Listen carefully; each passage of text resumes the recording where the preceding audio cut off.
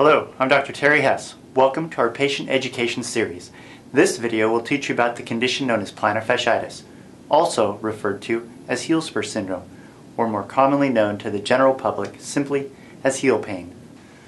The purpose of this educational session is to reiterate the information received during your visit with our physicians at Foot and Ankle Surgical Associates, or if you've not yet been seen by one of our doctors, this video will be an opportunity to learn more about the pain you may be experiencing and what we can do here to help cure it for you.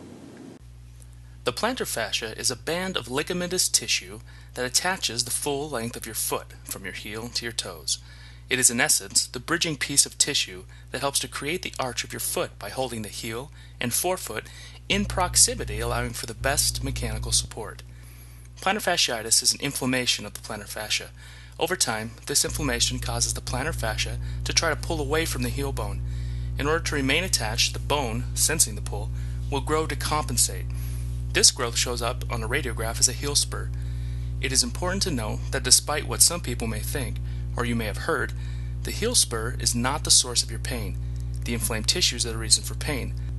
The heel spur is merely the effect of the cause, which is an inflamed plantar fascia.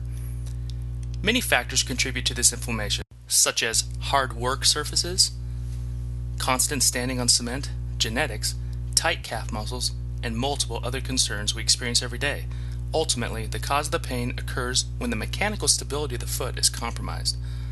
All of these factors may lead to the most common findings in the patients with plantar fasciitis, and that is shortened or tightened calf muscles.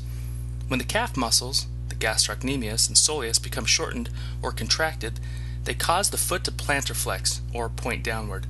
When standing, this translates to a raising of the heel from the ground, or toe walking. With continued walking and contracted calf muscles, your foot undergoes a constant spring stretch, causing micro-injury and tearing to occur at the attachment of the plantar fascia at the heel. Most commonly, this tearing occurs at the ligamentous insertions, and most commonly it is the most inside or medial slip of the plantar fascia. It is possible to experience pain on direct bottom of the heel and outside of the heel as well.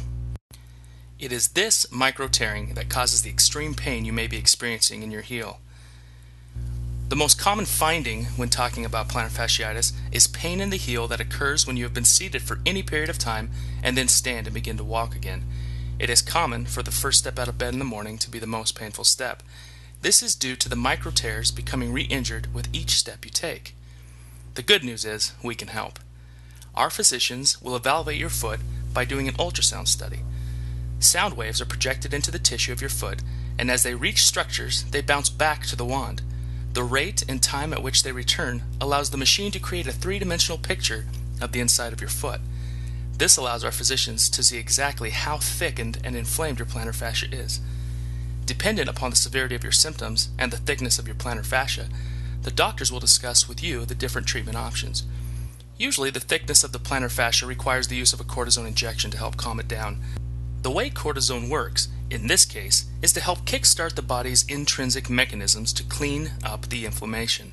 They've proven quite effective in relieving and chasing away the symptoms of plantar fasciitis. More important for you is the care you take at home if you have plantar fasciitis. That is why we created a home treatment plan designed specifically to eliminate the symptoms and signs of plantar fasciitis. The first piece of care plan is to fix the problem of the foot instability. As mentioned before, something has occurred to compromise the architecture of your foot. To help fix this problem, we send you home with a pair of prefabricated insoles, or orthotics. The purpose of these is to place your foot back in a more mechanically aligned position and take the added strain off the plantar fascia. Ultimately, you will need to be fitted for a pair of custom orthotics. Custom orthotics have been molded specifically and tailored perfectly to your foot type and your individual feet. Even if the concern is only one foot, both feet must be fitted for orthotics in order to maintain an even dispersal of weight over your joints. Many insurance companies will cover these devices, and they are ultimately the solution to most of the problems associated with plantar fasciitis. Whether you've received a pair of prefabricated orthotics or custom orthotics, you will need to begin slowly at wearing them. Even if you feel great wearing them right off the bat, you'll need to break them in slowly. The reason for a break-in period is that they will not only change the mechanical alignment of your feet, but this will translate to slight changes in the angles of the joints of your ankles, knees, and even your back and hips. Though this change will be slight, it may cause you to feel sore if you were to break these orthotics in too quickly and begin wearing them all day from the beginning. The break-in is simply an 8-day break-in. For the first day, wear them only 1 hour, and then add 1 hour each day until you've arrived at 8 hours or 8 days. This will ensure your body gets used to a slow adjustment in the positioning. The second part of the home care plan is icing. Ice has been known for its anti-inflammatory properties, and that is why we ask you to ice your area of concern, the heel, for 7 minutes twice a day. There are 2 methods we recommend for this. The first is to buy small paper Dixie cups and fill them with water and place them in the freezer. When frozen, you can peel down the paper sides and use them to ice the area in circular motions.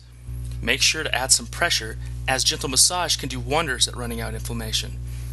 The other method for icing is to take a 20-ounce soda, drink it of course, with the empty bottle, fill it with water. Place this bottle with the cap on it in the freezer until it's frozen. When you take it out, place it on the floor with the arch of your foot, step onto the frozen bottle and gently roll your arch and heel up and down the bottle, making sure to apply direct pressure as gentle rolling massage for 7 minutes, 2 times a day. The third piece of your home care is to stretch the foot and calf.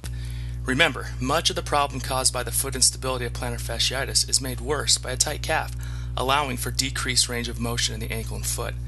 There are many different types of calf stretches you can do. The desired time is to stretch each side 10 to 30 seconds at a time and alternate for 10 minutes twice a day. Now, this seems like a long time to spend stretching. However, it's a crucial piece of relieving the symptoms and problem caused by plantar fasciitis.